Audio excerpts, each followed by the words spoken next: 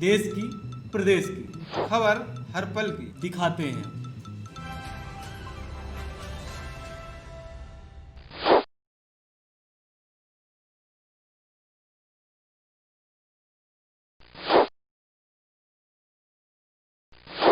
CM Shivraj Singh Chouhan ने सुभाष चंद्र बोस की जयंती को बताया पराक्रम दिवस। भोपाल में राजभवन घेराव व शांतिपूर्ण प्रदर्शन पर शिवराज सरकार का लाठीचार्ज। पूर्व मंत्री पीसी शर्मा ने बनाई सुभाष चंद्र बोस की 125वीं जयंती। प्यारे मियां यौन शोषण मामले पर कमलनाथ का बयान। खबरें अब विस्तार से। राहुल गांधी का तमिलनाडु दौरा। राहुल गांधी ने कोयम्बटूर में किया रोड शो। कारोबारियों से बोले, हमारी सरकार आई तो जीएसटी का संशोधन करेंगे।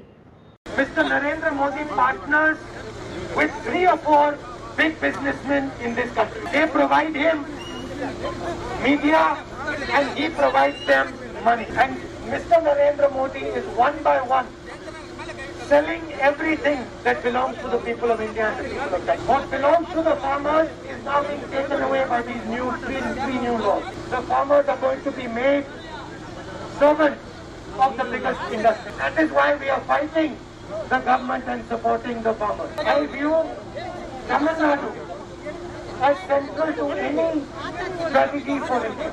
सीएम शिवराज सिंह चौहान ने सुभाष चंद्र बोस की जयंती को बताया पराक्रम दिवस। सुभाष चंद्र बोस की प्रतिमा पर सीएम शिवराज सिंह चौहान ने किया माल्यार्पण। बीडी शर्मा और अन्य भाजपा कार्यकर्ता भी रहे मौजूद। तुम मुझे खून दो, मैं तुम्हें आजादी दूंगा। अरे सामने मत डालो यार आईडी यार के मंत्र को उद्घोष कर आईडी नीचे करो यार। जिन्होंने भारत माता के पैरों से परतंत्रता की बेड़ियां काटने के लिए देश में नहीं विदेश में जाके आजाद हिंद फौज का गठन किया और जिनके पराक्रम के कारण ही अंग्रेज विवश हुए भारत छोड़ने के लिए, ऐसे नेताजी सुभाष चंद्र बोस जी के चरणों में हम प्रणाम करते हैं। माननीय प्रधानमंत्री जी ने, भारत सरकार ने नेताजी सुभाष चंद्र बोस की जयंती को पराक्रम दिवस के रूप में मनाने का फैसला किया है। भोपाल में राजभवन घेराव व शांतिपूर्ण प्रदर्शन पर शिवराज सरकार का लाठीचार्ज। किसानों की मांगों को लेकर प्रदर्शन करने निकली कांग्रेस पर शिवराज सरकार ने किया लाठीचार्ज। साथ ही आंसू गैस के गोलों का भी किया गया इस्तेमाल। डीआईजी ने संभाला मोर्चा। लेकिन इशू इसमें यह है कि हम लोगों ने एसडीएम को ले जाकर के ज्ञापन करवा दिया था। ज्ञापन हो चुका था और सब सारी कार्रवाई पूर्ण हो चुकी थी। जो गिरफ्तारियां हैं वो भी पूर्ण हो गई थी। उसके बाद कुछ लोगों ने पुलिस के साथ झूमा झटकी की, कुछ बैरिकेडिंग तोड़ने का प्रयास हुआ, जिसमें बैरिकेडिंग अगर टूटती तो स्थिति और खराब होती, इसलिए हल्का बल प्रयोग करके उनको तितर बितर किया गया। घायल कोई भी नहीं हुआ है और हम आकलन कर रहे हैं कि हमारी तरफ से या प्रदर्शनकारियों की तरफ से। अभी मैं तो आप ही से ही बात करने लग गया, तो मैं थोड़ा आकलन करूँ फिर ही बता पाऊँ। जी किया गया, आपके सामने किया गया है, ताकि किसी भी तरह की और क्षति किसी को ना पहुंचे। बिल्कुल मिनिमम जो है बल का प्रयोग कर करके उनको तितर बितर किया गया। लाठीचार्ज पर सज्जन सिंह वर्मा का बयान। केंद्र में जब से भाजपा सरकार आई है तब से लोकतंत्र की हत्या की घिनौनी साजिश रच रही है। मोदी ने किसानों को केवल अपने भाषण में ही अन्नदाता कहा है। आज भारतीय जनता पार्टी की बर्बरता का जो तांडव आपने और हमने सबने देखा है। भारतीय जनता पार्टी लोकतंत्र की हत्या पिछले 6 सालों से, मैं ज़्यादा लंबा समय की बात नहीं करूंगा, जब से श्रीमान नरेंद्र मोदी जी इस देश के प्रधानमंत्री बने हैं तब से लोकतंत्र की हत्या करने का घिनौना षड्यंत्र भारतीय जनता पार्टी कर्नाटक, गोवा, महाराष्ट्र, मध्य प्रदेश, अरुणाचल, तमाम सारे प्रदेशों में खरीद फरोख्त करके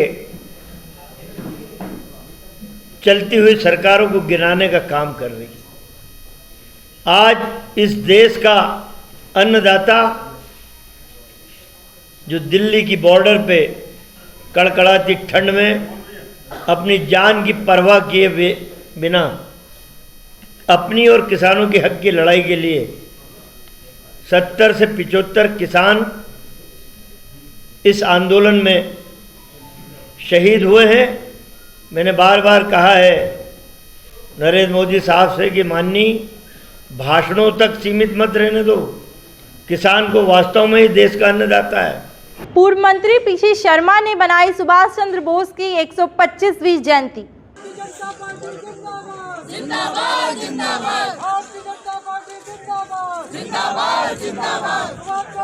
नेताजी सुभाष चंद्र बोस की आज नेताजी सुभाष चंद्र बोस की 125वीं जयंती है।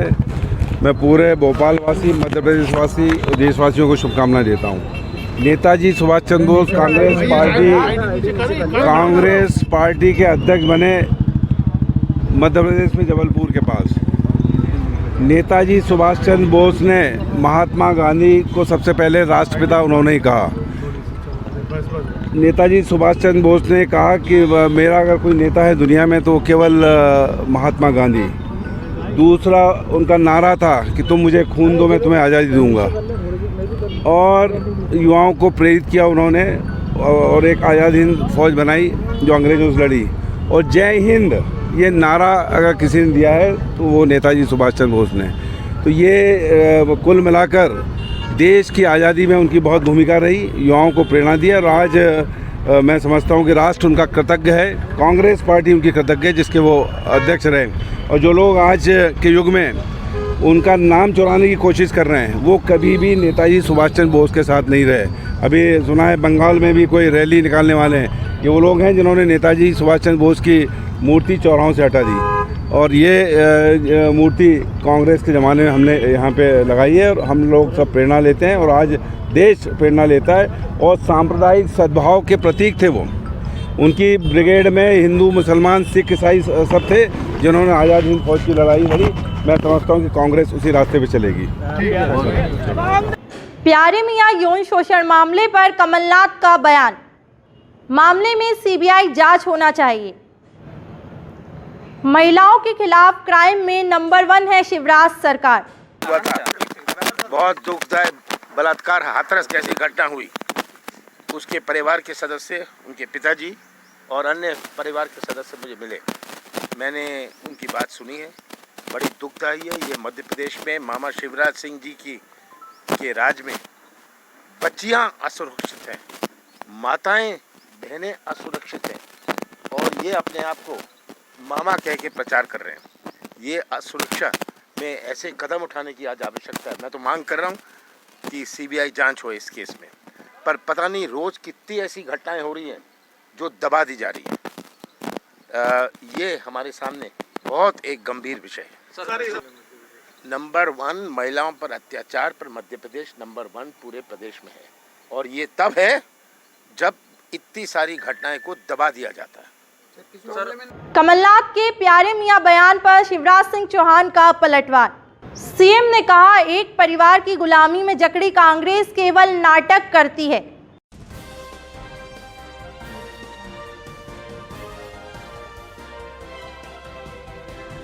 दिखाते हैं हम खबर हर पल की।